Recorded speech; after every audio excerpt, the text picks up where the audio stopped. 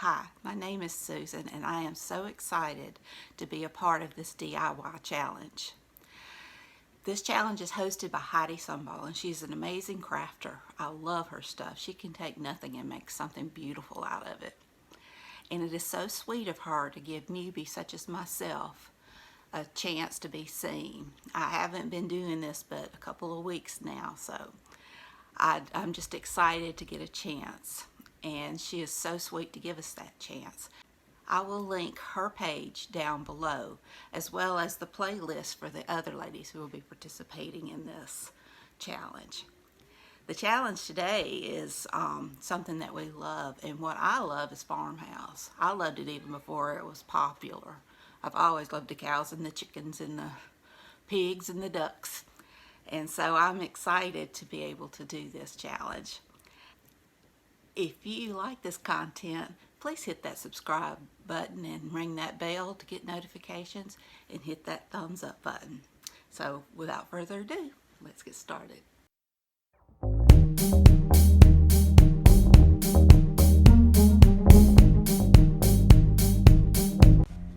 For this project, I'm using an old tray that used to hold canisters. I tried to do something with it a few years ago, but I really wasn't liking it, so I thought I'd give it another shot. I removed the ribbon and the jute cord, and I used the Waverly chalk paint in the color Nimbus. It's a beautiful color. It's a very, very light gray, almost white, but with that gray undertone. And I sanded down the sides, especially where I had glued the ribbon onto.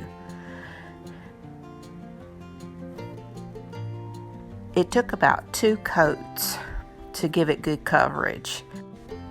Now my video is going fast because I accidentally videoed using the time lapse, but I think you will understand what's going on, and at least it won't be a lot of wasted time watching me paint. But I gave it a good 2 coats, especially on the side. The middle looked fine, and I knew I was going to be covering it, so I just gave it the 1 coat. But this right here really needed the 2 coats.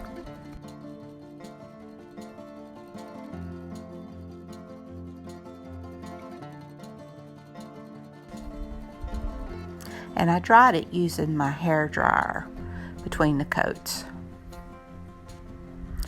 I decided to add some feet to the bottom this time, so I painted some beads I had with the same white paint, and I think it added a great detail. And I did like the jute cord I had on it, so I had cut it at the knot, so I re-added and glued back on that jute on each end. It gave it a little detail I thought was pretty. And I decided to go with the black and white paper. And it wasn't long enough to go each, so I just kind of centered it. And I just put a dab of glue in each corner because I thought I might change it out for the seasons. Now this basket I bought at Dollar General a couple of months back. Although I liked it, it tended to get lost on my table. So I decided to kind of fancy it up a little bit, give it more substance. And so I used my large craft sticks, and I cut one in half so that it would fit on the bottom of my basket, and I was just going to lay them across the bottom and glue them down. And I sanded the ones I had cut, and I used the Waverly Antique Wax and brushed on and then wiped off the wax to give it that pretty stained look.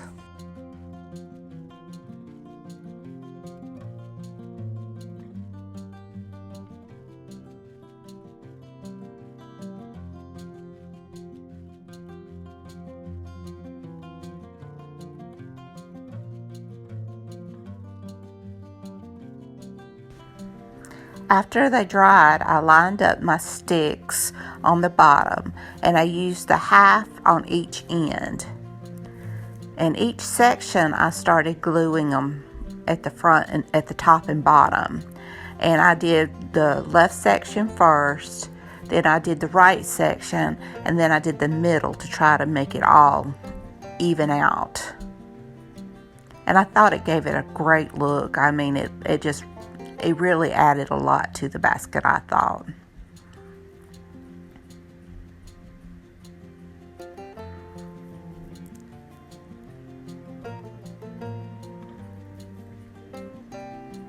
And this is the center.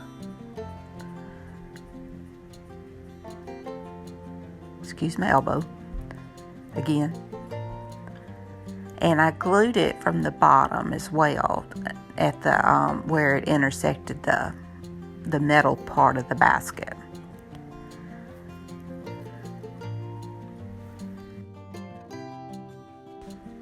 And I used my hair dryer to blow off the little spider webs from the glue gun.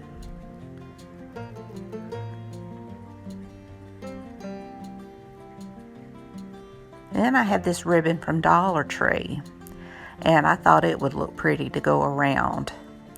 So I just put a little dab in the center of the front, and then I glued it on each of the little metal pieces around. I just thought, like I said, it gave it more substance and helped, and I thought it gave it a good look, and it didn't get so lost. I love the jute basket, but you would put it down and you really couldn't, it didn't show up, and this made it to show up a lot better, I think. I think it looked really pretty. In my last project, I used one of these 2 pizza pans. I used the other one in another project.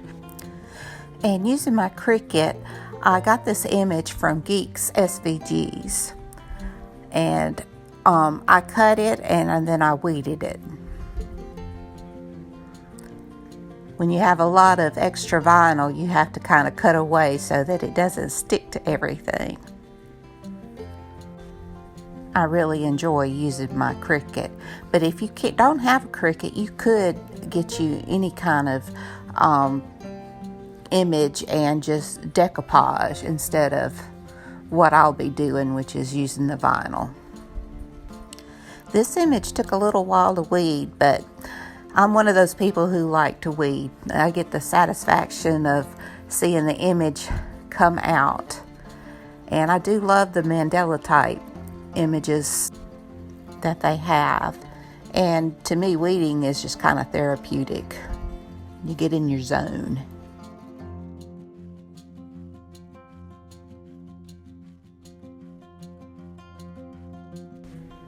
And using a large piece of transfer tape, I rubbed it all over the image and pulled it off so that I can transfer it to my pizza pan.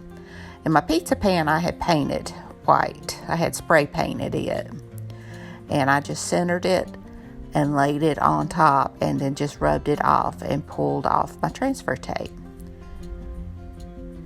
And I love this.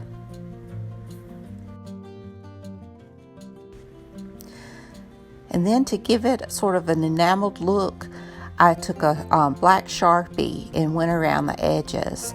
And there were just a couple of spots that the paint had come up when I pulled up my transfer tape. And I just colored them with the black Sharpie. Made it look like the chip enamel. And I think it turned out really good.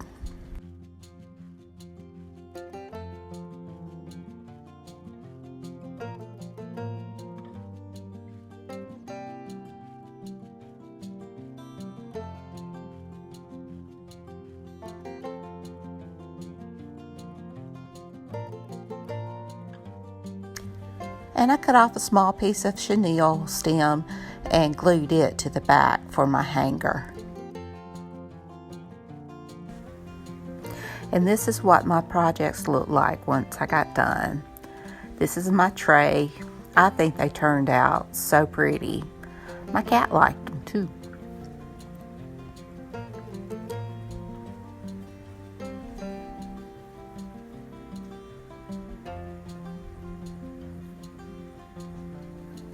And I loved my rooster. I think he looks awesome.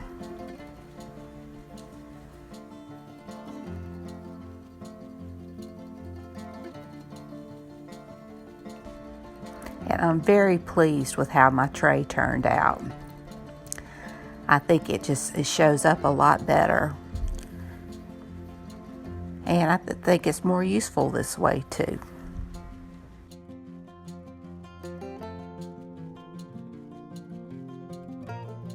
I hope you enjoyed this video, and please subscribe and ring that bell. and hit that like button. And thank you again, Heidi, for allowing me to participate. All right, until next time.